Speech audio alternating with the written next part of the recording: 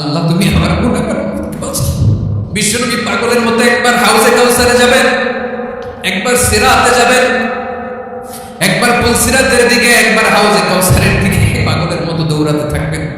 তার কোনো গুনাহগার উম্মত যাতে জাহান্নামে ঢুকে না যায়, সেদিন কেউ সুপারিশ করতে পারবে না বিশ্বনবী ছাড়া। কিয়ামতের ময়দানে ওই বিভীষিকাময় সময়ে মুসিবতের কালে মানুষগুলো পাগল হয়ে বিশ্বনবীকে খুঁজতে আরম্ভ করবে। সবাই মিলে বিশ্বনবীর কাছে যেয়ে বলবে, ইয়া রাহমাতাল লিল আলামিন, ইয়া খাতামান নবীন, রাহমাতাল লিল আলামিন।